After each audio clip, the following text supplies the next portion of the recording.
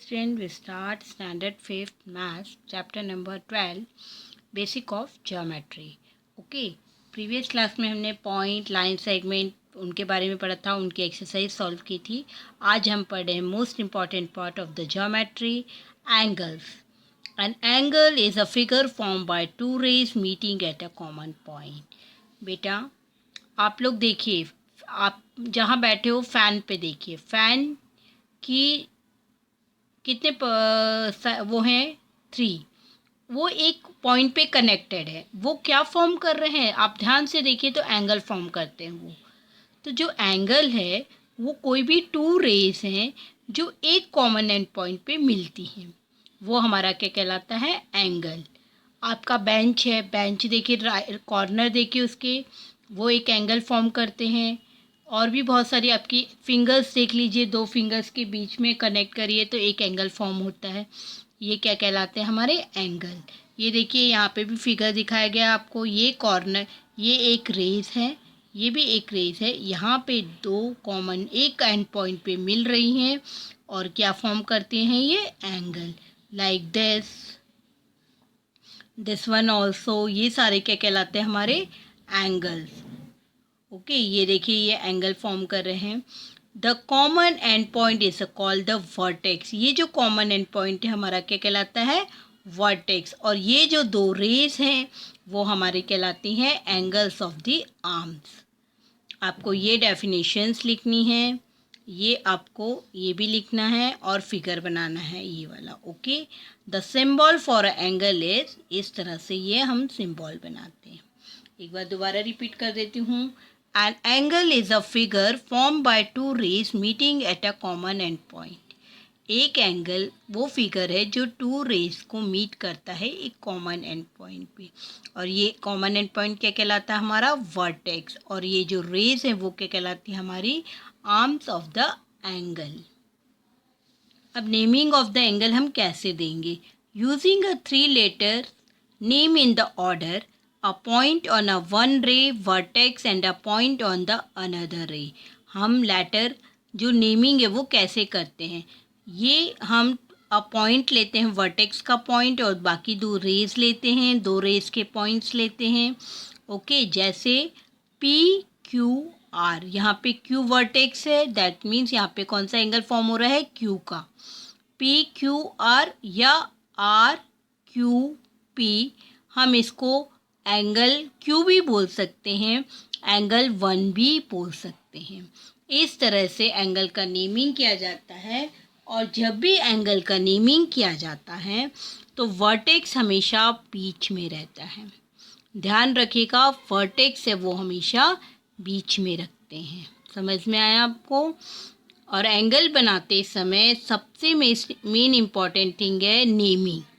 Without naming, without naming या without labelling किया हुआ जो आपका एंगल है वो कंसीडर नहीं किया जाता, आपको उसमें मार्क्स नहीं मिलते. Interior and the exterior of an angle. Interior and the exterior of angle, that means internal part and external part. Okay, internal मतलब ये जो 2 रे के इंटरनल के अंदर है वो हमारा कहलाता है इंटीरियर पार्ट. ये जो हमारा आउटर पार्ट है ये हमारा क्या कहलाता है, एक्सटीरियर. अब यहाँ देखिए इंटीरियर पॉइंट कौन कौन से हैं, P और U. और एक्सटीरियर कौन सा हमारा, सिर्फ S. और on the lie on the angle कौन से हमारे, RQ. ओके, इस तरह से ये इंटीरियर और एक्सटीरियर पार्ट होते हैं. Underline the correct answer in each question given below. आपको करेक्ट आंसर लिखने हैं या आपको नोटबुक में सॉल्व करना है. ध्यान से करिएगा. Neat and clean diagram, pencil का यूज़ करिएगा. First is this figure is the vertex is, vertex कौन सा है यहाँ पे, पॉइंट Y. ये देखिए इसको टिक कर लीजिए, यहाँ पे भी लिख सकते हैं हम point Y. Okay, second is the angle may be named as. इसमें से कौन सा एंगल सही है, XZY, no. XYZ, yes. XYZ. For the figure given on the right, ये जो राइट में फिगर दिया है इसका आपको नेमिंग करना है, वर्टेक्स लिखना है, आर्म्स लिखनी है। तो सबसे पहले हमारा कौन सा आएगा marked angle, name the marked angle. तो सबसे पहले हमारा कौन सा एंगल बनेगा, एंगल ए बी सी और एंगल ई डी सी पर मार्क्ड एंगल बोला है तो हमारा कौन सा आएगा, एंगल ई डी सी और angle C D E. Okay, name the vertex of a marked angle, point D.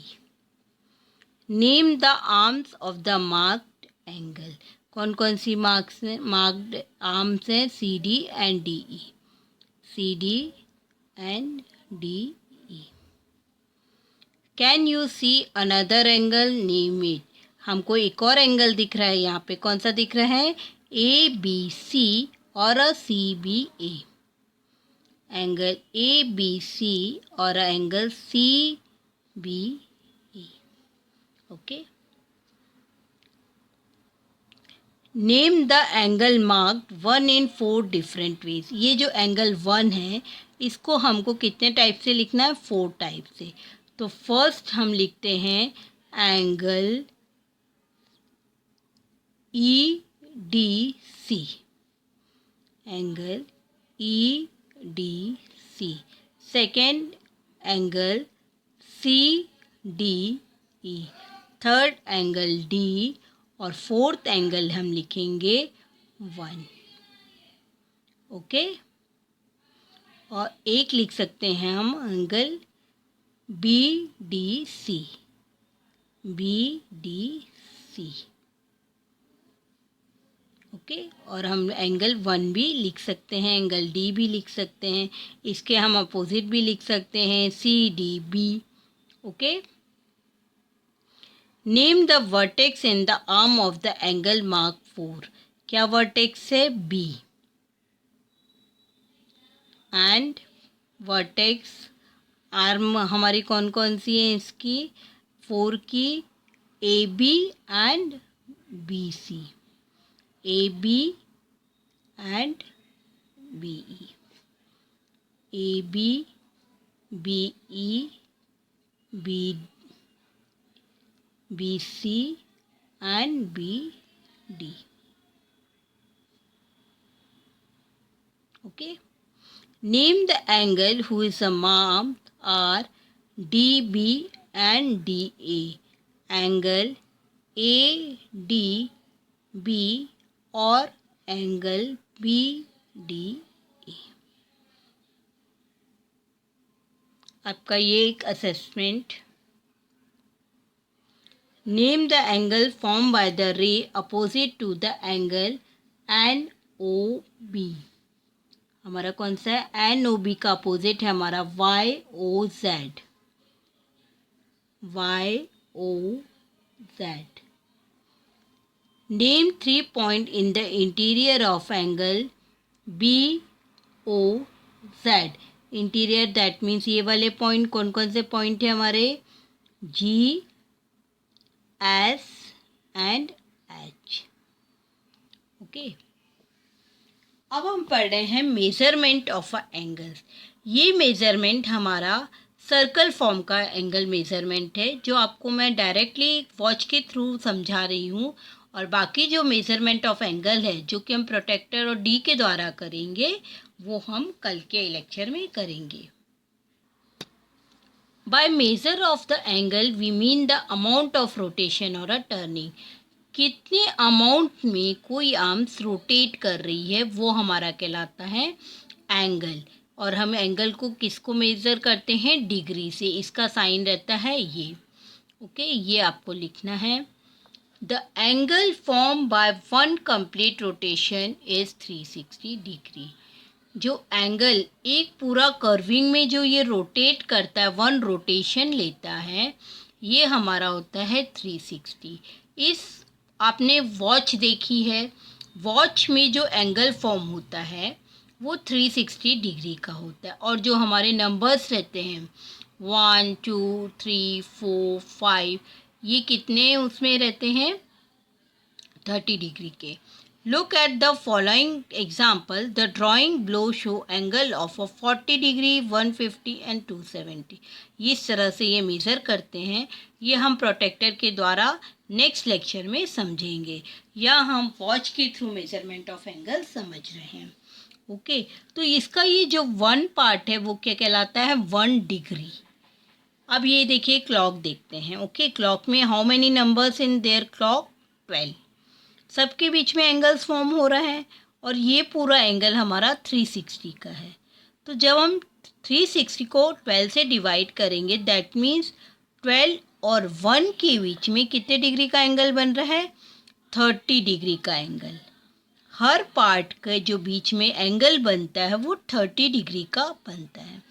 तो जब हमारे 3 o'clock बन गए हैं तो कितने डिग्री का एंगल फॉर्म हो रहा है यहाँ पे देखिए 90 डिग्री।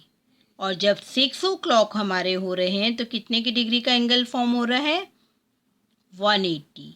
सेम एज यहाँ पे देखिए तो 90 90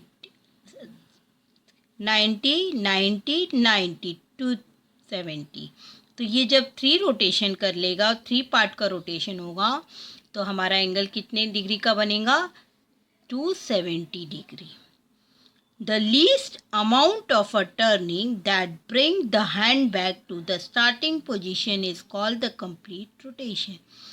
कोई भी आपने देखी है 12 वॉच में 2 आर्म्स रहते हैं, 2 रहते हैं, जो कि 1 मिनट का और 1 आवर रहता है। तो जब वो पूरा कंप्लीट रोटेट करता है 12 o'clock पे आता है तो वो कितना डिग्री कंप्लीट कर लेता है 360 डिग्री। तो वो क्या कहलाता है हमारा complete rotation. If a circle is divided into 24 equal part, what will be the measure of angle of each part? अब अगर आप एंगल के सर्कल को 250 इक्वल पार्ट में डिवाइड करते हो तो आपको पता है कि कितने डिग्री रहते हैं उसमें 360।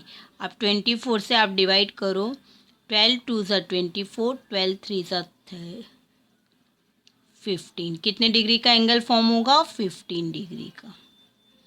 Okay, 5 complete turn are needed to screw the nail tight in how many degree is it? 5 complete turn are needed to screw the nail tight in how many degree is it? ये कितना degree tight degree चाहिएगा 180 degree. What fraction of a complete turn are 180 degree 90 degree 60 degree 45 degree 1 degree.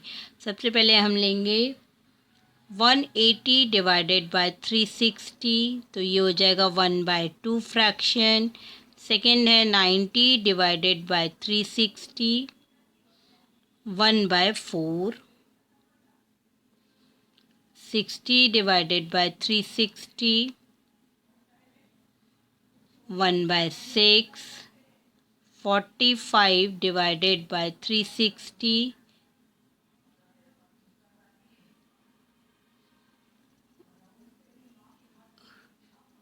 1/8,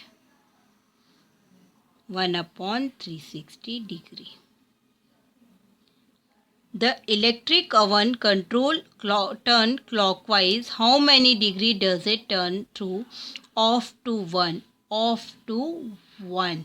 तो इसमें कितने part हो रहा है हमारे 360 से 1 2 3 4, तो कितने पार्ट होंगे हमारे 5 पार्ट। तो 360 डिवाइडेड बाय 5 पार्ट, तो कितने का डिग्री का बनेगा हमारा 72 डिग्री। ओके तो यहाँ कितने बनेगा हमारा 72 डिग्री। ऑफ टू ऑफ पूरा complete rotation 360 degree. 3 two of तो 72 एंड 72, तो कितना होगा 144 डिग्री। 1 to 4 तो 72 into 4,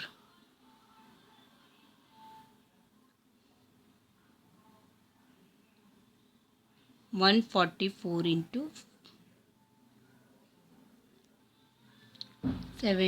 1 to 4, 71 2 3 2 6 7 3 216 डिग्री। आपका ये असेसमेंट यहीं कंप्लीट होता है। आप प्लीज़ कॉपी में अच्छे से वर्क कर लीजिएगा। Thank you.